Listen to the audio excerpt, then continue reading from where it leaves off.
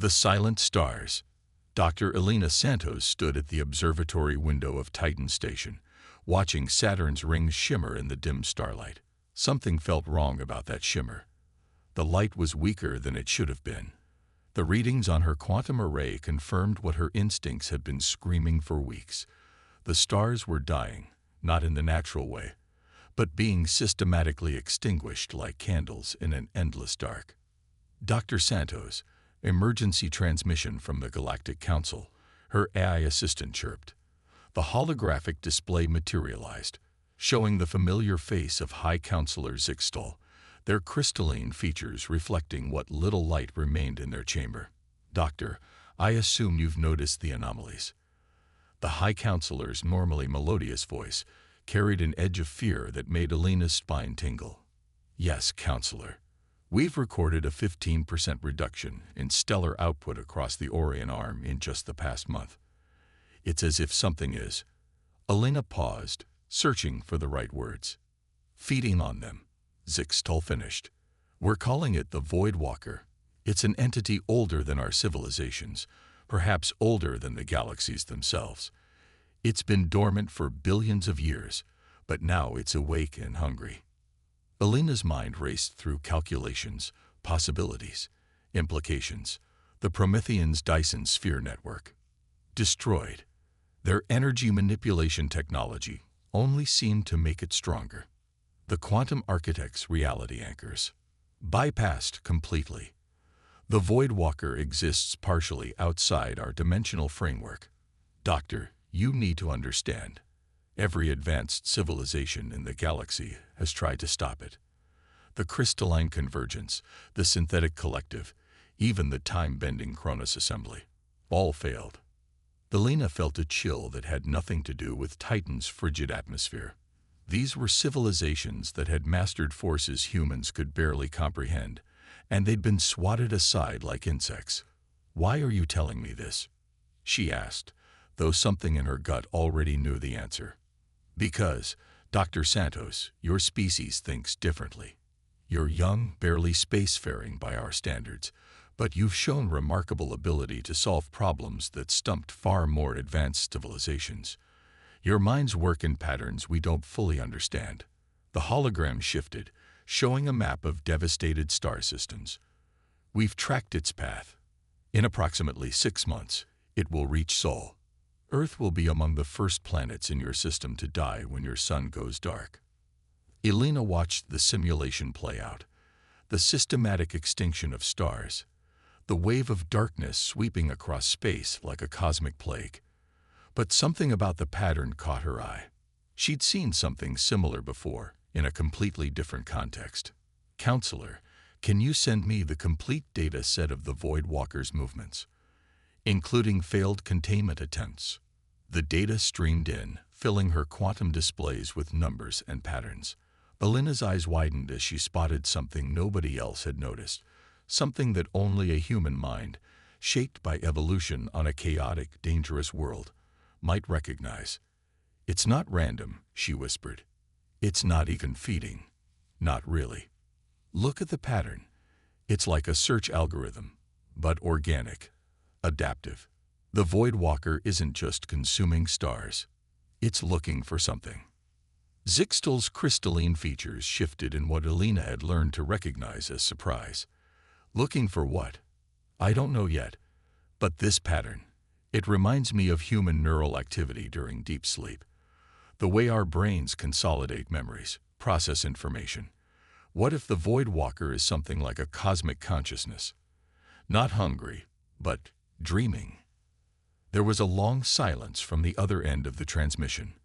Finally, Zixtal spoke. "Dr. Santos, I'm conferring emergency powers to you as Earth's representative to the Council. Whatever resources you need, whatever authority you require, it's yours. You have 6 months to develop this theory into something that might save us all." As the transmission ended, Elena turned back to the window, watching Saturn's rings glitter in the fading starlight. Humanity had spent its entire existence fighting against the dark, first with fire, then with electricity, and now with the power of their minds and machines. Maybe that's why they were uniquely suited to face this threat. They had never accepted the darkness as inevitable. She opened a channel to Earth's Unified Defense Command. "This is Dr. Elena Santos. We need to gather every neuroscientist, quantum physicist, and consciousness researcher we can find. And we need them yesterday." The stars continued to dim, but for the first time since the crisis began, there was a glimmer of something else in the darkness. The last hope. The underground facility beneath the Atacama Desert hummed with activity. 3 months had passed since Dr. Elena Santos' discovery, and humanity had responded with characteristic speed and determination. The world's greatest minds had gathered in this remote location, working tirelessly while above them. The stars grew dimmer with each passing night. "Show me the latest simulation," Elena commanded, her voice rough from too many sleepless nights. Dr. James Chen, her longtime colleague and expert in quantum consciousness, gestured at the holographic display dominating the center of the room. "We've mapped the Void Walker's pattern against human delta wave sleep patterns," he explained. "The correlation is undeniable. Whatever this entity is, it's exhibiting behavior remarkably similar to a dreaming consciousness, just on a cosmic scale." The display showed 2 patterns side by side, one from a human brain during deep sleep, the other tracking the Void Walker's movement across the galaxy. The similarities were striking, even to the untrained eye. "But why stars?" asked Ambassador Lyra, the Andromedan representative who had arrived last week. Her bioluminescent skin pulsed with curiosity. "Of all things to consume." "Because stars are consciousness accelerators," Elena replied, pulling up another dataset. "We discovered this by accident while studying quantum entanglement in stellar cores. Stars don't just produce light and heat. They generate quantum fields that enhance conscious activity. It's why so many spacefaring species evolved near particularly active stars." James nodded, adding, "We think the Void Walker isn't destroying stars. It's trying to wake itself up. Each star it absorbs adds to its quantum consciousness field. The problem is, it's like a dreamer destroying their own dream world in an attempt to wake up. And if it fully awakens," Lyra's bioluminescence dimmed with concern. "Total cosmic entropy," Elena said quietly. "The complete unraveling of space-time, as we know it. But we might have found a solution." "Show them Project Lullaby, James." The holographic display shifted, showing a complex network of interconnected nodes. "We can't stop the Void Walker from feeding on stars," James explained. "But we might be able to give it what it really wants, a path to true consciousness that doesn't require destroying the universe." Elena stepped forward, her excitement breaking through her exhaustion. "We've developed a way to link human consciousness into a quantum network. Our chaotic, dreaming minds create patterns similar to what the Void Walker is seeking. If we can establish a strong enough connection, we might be able to guide it into a stable conscious state. You want to interface human minds with a cosmic entity that destroys solar systems." Lyra's skin flashed with alarm. "The psychic feedback alone would kill us, yes," Elena finished, "unless we found a way to buffer it." She pulled up another simulation. "That's where your species' bioluminescent neural networks come in, Ambassador. Combined with crystalline quantum processors and human consciousness patterns, we might be able to create a stable bridge." The room fell silent as the implications sank in. What Elena was proposing was either brilliant or suicidal, possibly both. But that was humanity's specialty, finding solutions that seemed impossible until they weren't. "We'll need volunteers," James said softly. "People willing to risk their minds, maybe their lives, to attempt contact with something that might not even be aware we exist." Elena's hand was the first to raise, followed quickly by James. Around the room, other human researchers began raising their hands. The non-human observers watched in amazement. These primitives, barely out of their planetary cradle, were volunteering to interface their consciousness with the cosmic horror to save not just themselves, but every species in the galaxy. This is why we came to you, Lyra said, her skin pulsing with a new pattern that Elena recognized as respect. Any other species would have tried to fight, to run, to hide. Only humans would look at a cosmic nightmare and think, maybe it just needs someone to talk to. Elena smiled, but her eyes were serious. We've spent our entire history trying to understand consciousness, dreams, the nature of awareness itself. Maybe that's not just human curiosity.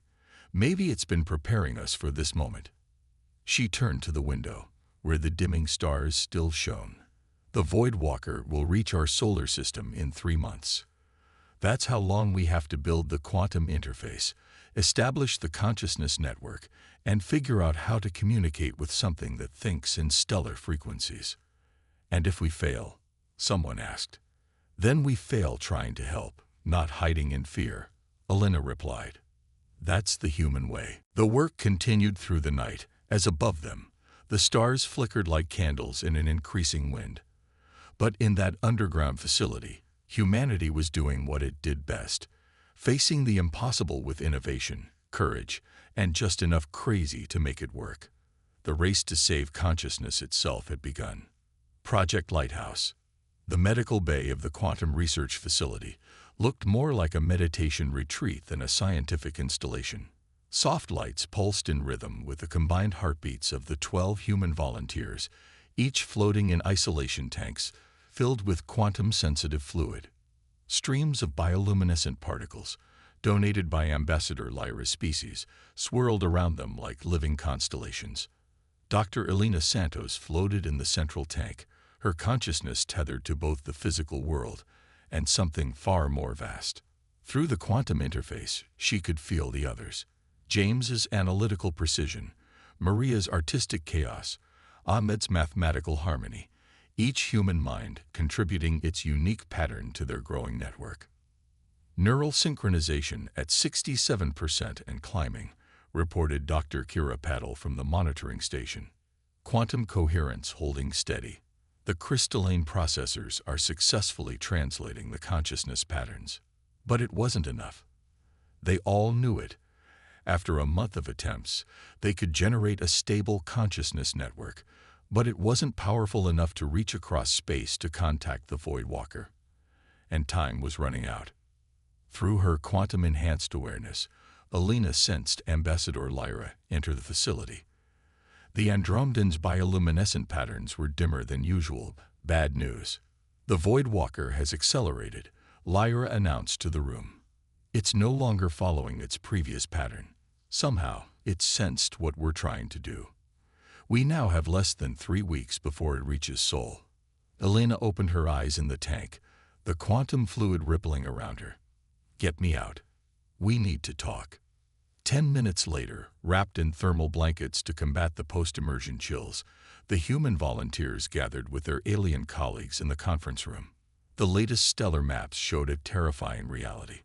Entire sectors of space going dark as the Void Walker moved with newfound purpose. It's not just seeking consciousness anymore, Elena said, studying the patterns. It's hunting it. Our attempts to reach out have made it aware of us. We should shut down the project, one of the crystalline scientists suggested, their faceted form vibrating with concern. If it's drawn to consciousness. No, James interrupted, still dripping quantum fluid. Look at its new pattern. It's more focused, more coherent. Our efforts are affecting it, just not in the way we expected. Elena nodded, her wet hair clinging to her face. We've been thinking about this wrong.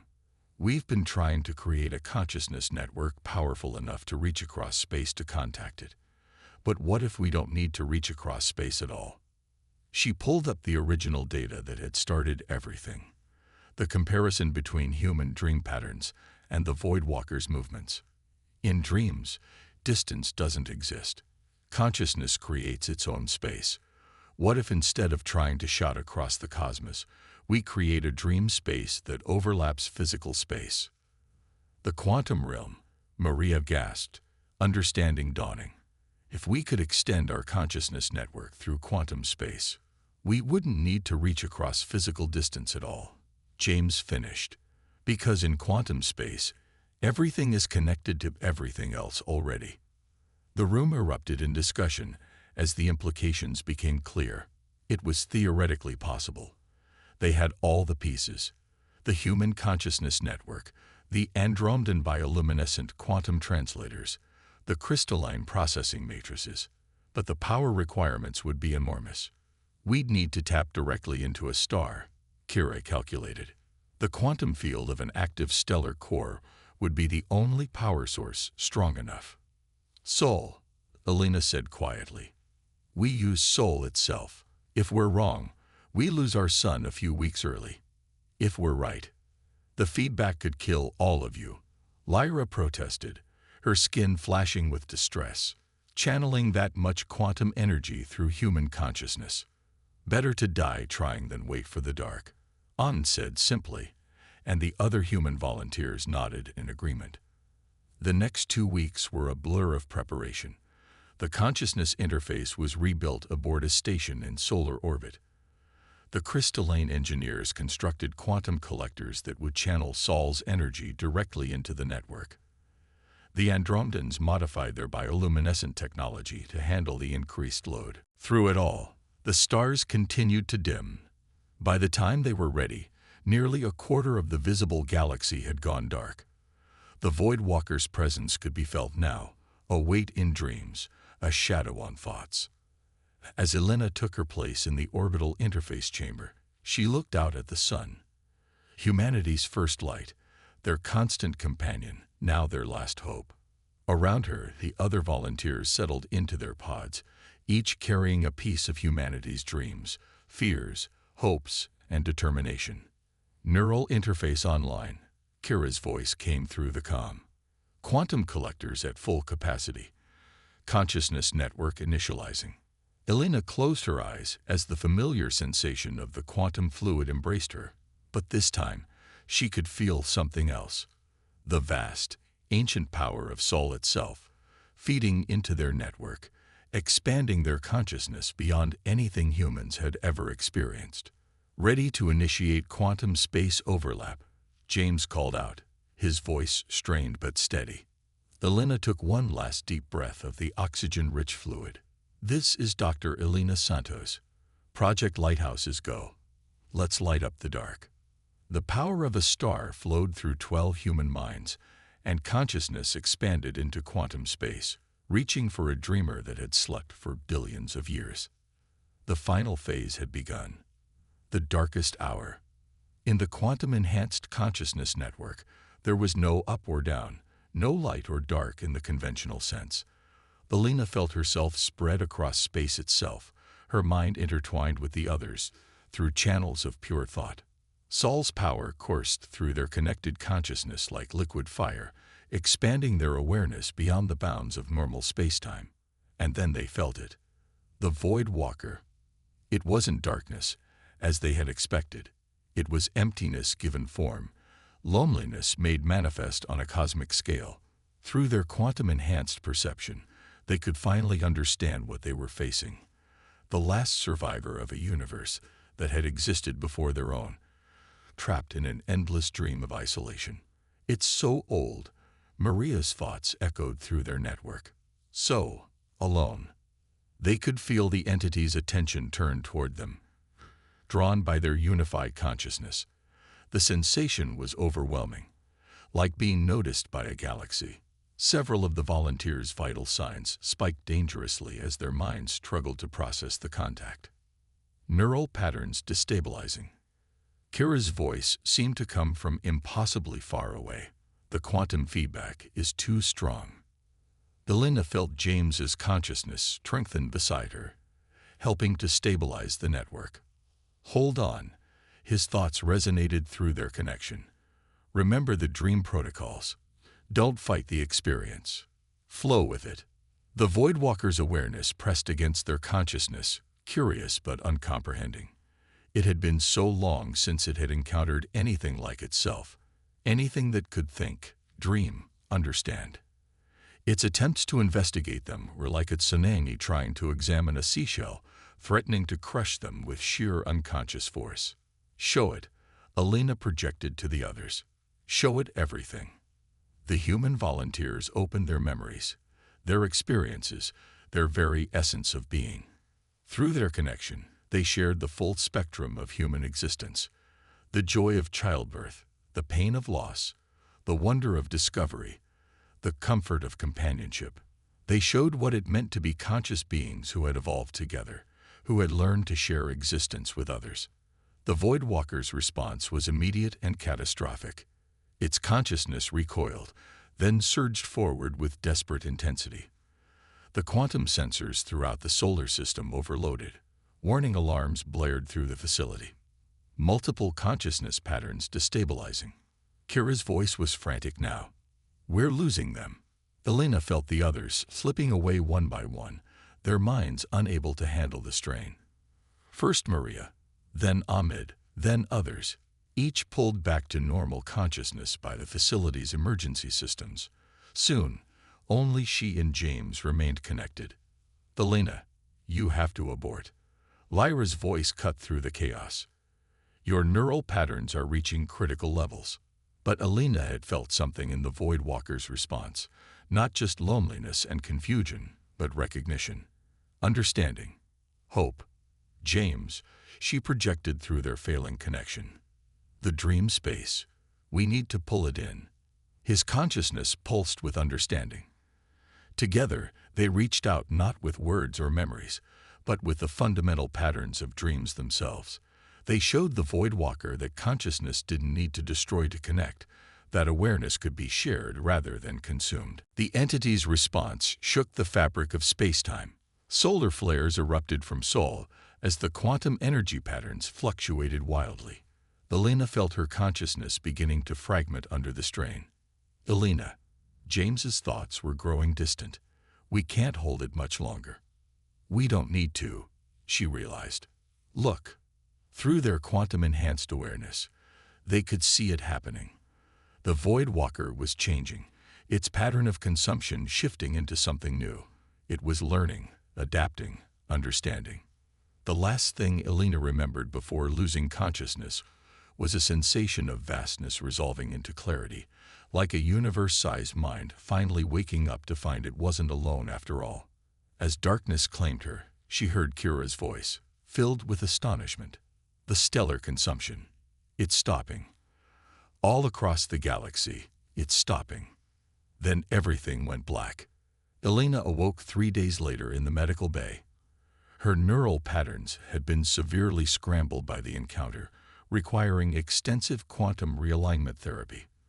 But as she opened her eyes, she saw something that made all the pain worthwhile. Through the bay's window, stars sparkled in the darkness of space, bright, alive, and unthreatened.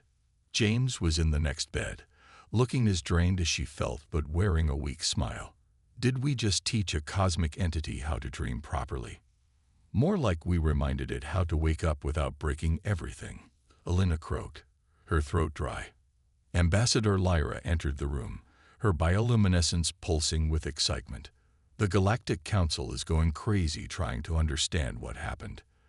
The Voidwalker, it's still out there, but it's different now. It's not consuming stars anymore. Instead, it's watching, learning. The quantum patterns it's emitting are unlike anything we've ever seen." Alina smiled, remembering the moment of connection, of understanding. It just needed to remember it wasn't alone. Sometimes that's all any consciousness really needs. As she spoke, new data was pouring in from across the galaxy. The stars were not only safe, they were shining brighter than before, their quantum fields harmonizing with something vast and ancient that had finally learned how to share the universe instead of consuming it. Humanity had faced the darkness not with weapons or shields, but with understanding and empathy. They had reached across the gulf of space and time to touch a lonely consciousness and taught it how to dream without destroying. But the story wasn't over. It was, in many ways, just beginning. Dawn. 1 year after the Voidwalker incident, The Galactic Council chamber was fuller than it had ever been. Representatives from every spacefaring civilization had gathered to witness something unprecedented: the formal recognition of humanity as a senior species of the galaxy, the fastest elevation in Council history. Dr. Elena Santos stood at the podium, still bearing the neural enhancement scars that marked all 12 volunteers. Behind her, Earth's first quantum consciousness research center dominated the holographic display. A vast complex built into the lunar surface, its architecture a harmonious blend of human innovation, crystalline engineering, and Andromedan bioluminescent technology. "We stand at a new dawn," Elena began, her voice carrying to every corner of the vast chamber. "Not just for humanity, but for all conscious beings in our galaxy and perhaps beyond." The chamber's quantum sensors hummed as she spoke, recording her words for posterity.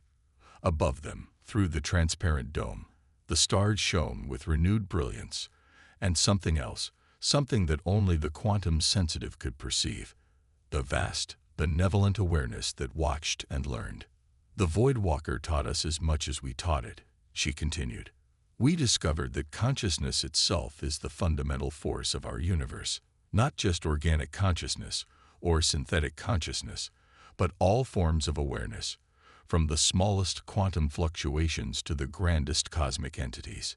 She gestured to the scars on her temples. "The 12 of us who made direct contact carry pieces of that understanding now.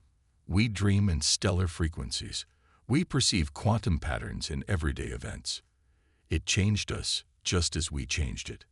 The holographic display shifted, showing the new cosmic phenomenon that had scientists across the galaxy buzzing with excitement: the dream fields.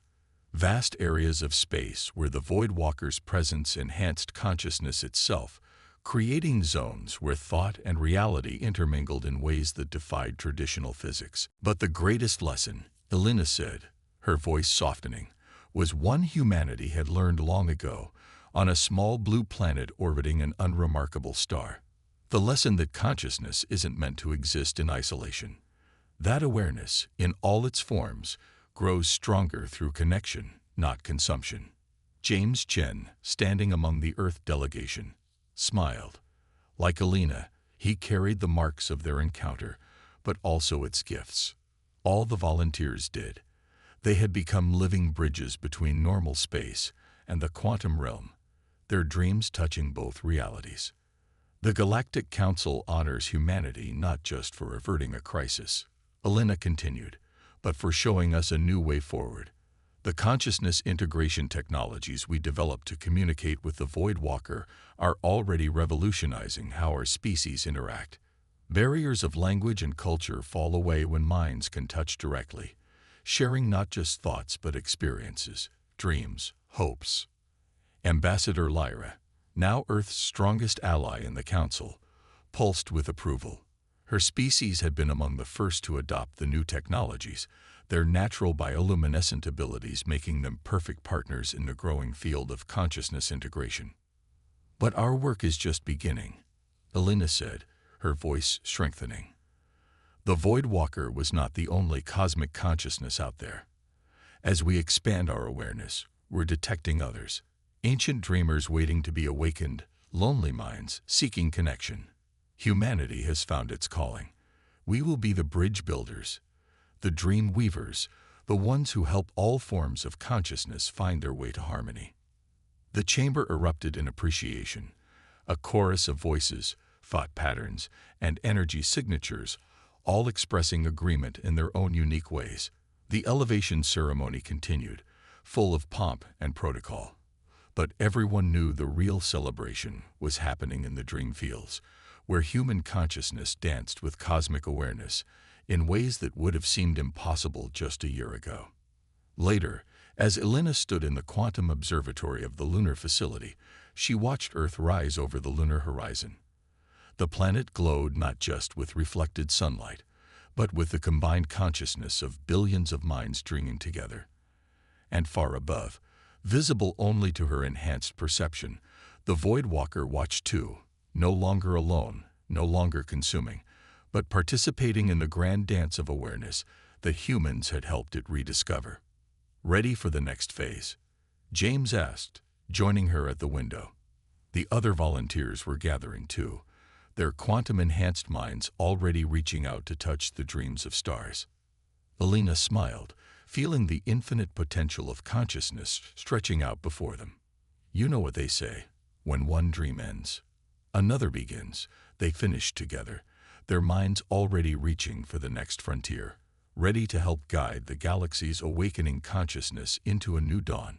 In the depths of space, stars pulsed with renewed energy, their quantum fields harmonizing with the dreams of countless minds, both ancient and new. Humanity had not just saved the galaxy, they had helped it wake up to a new way of being, where consciousness flowed freely between all forms of existence. The darkness had come, but humanity had done more than survive it. They had transformed it into light, proving once again that their greatest strength lay not in fighting the unknown, but in finding ways to understand it, to connect with it, to grow with it. And in the endless dance of stars and dreams, that was the greatest victory of all.